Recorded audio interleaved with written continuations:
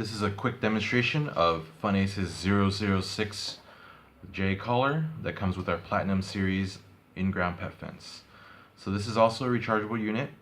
So this is the charging port here. I'm going to go ahead and close this up as the unit is already fully charged.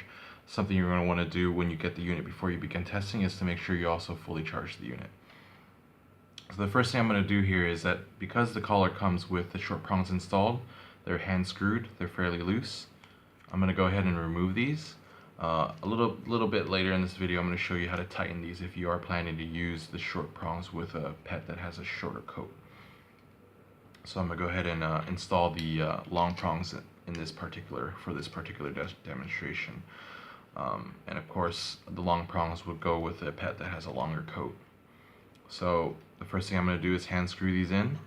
And a secondary function of this test light is it also serves as a screwdriver. So you're going to want to make sure you use the side with the correct fit, and we're going to go ahead and tighten these a bit to make sure that they don't come off when being worn by your pet. Okay, now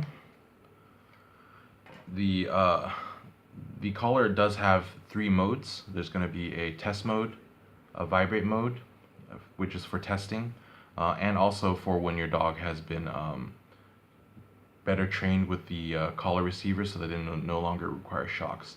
There's also a low shock mode and a high shock mode. And the way you get through these modes is by clicking the power button here once. So I'm going to go ahead and demonstrate the vibrate mode first. As soon as I turn the unit on, so there's an audible and a vibration. And I'm going to go ahead and move away from the wire now. And as you can see, we're now in a safe area.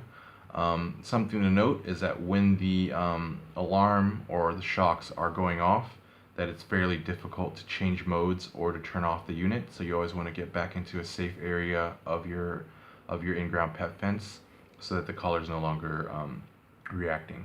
What I'm going to do now is I'm going to go ahead and enter the low shock mode by pressing the button once, and I'm going to go get near the fence again. So as you can see with the warning, we're also getting a shock now.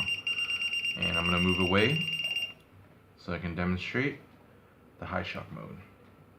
So I'm going to go ahead and get close to the fence, and as you can see, the shocks are much more frequent here.